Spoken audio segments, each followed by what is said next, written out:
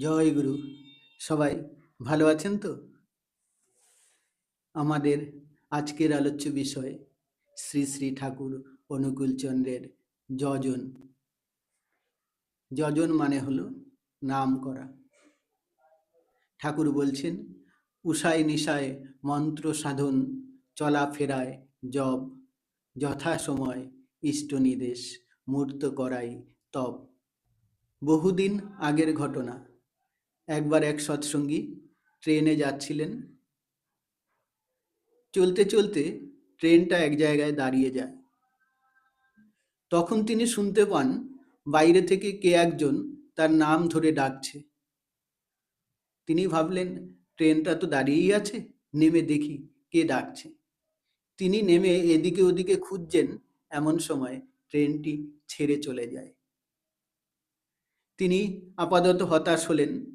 তারপর ভাবলেন, কি জানি ঠাকুর, কি তোমার ইচ্ছা? ঠাকুর বলছেন, উষায় নিশায় মন্ত্র সাধন করতে। অসীম ক্ষমতায়ের ঠাকুরের নাম জপ করলে, তার সাথে যুক্ত থাকলে এই জগতের সমস্ত বিপদের হাত থেকে রক্ষা পাওয়া যায়। এরপরেই তিনি শুনতে পান ওই ট্রেনটি ভয়াবহ অ্যাক্সিডেন্ট হয়েছে, বহু লোক মারা গেছে। তিনি এবার বুঝতে পারলেন কে তাকে ডাক দিয়েছে। তিনি ভীষণ খুশিতে, আনন্দে, তার চোখে জল ধরছে না। তিনি পরবর্তীতে ঠাকুর বাড়িতে এসে ঠাকুরকে জানালেন, হে ঠাকুর, এইভাবে আজ আমি রক্ষা পেলাম, সব তোমার কৃপা। আমি বুঝতে পেরেছি ওই ডাক তুমিই দিয়েছিলে। এবার লোকটি বলছেন, ঠাকুর, এবার তুমি বলো ওই ডাক কেন শুধু আমি একা শুনতে পেলাম? বাকি লোকেদের তুমি কেন বাঁচালে না?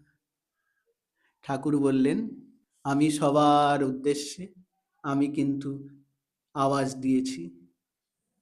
যারা ঈশ্বরে মগ্ন ছিল, ঠাকুরে মগ্ন ছিল, আমাতে মগ্ন ছিল, যারা সৎ কর্মে মগ্ন ছিল, তারা আমার আওয়াজ শুনতে পেয়েছে।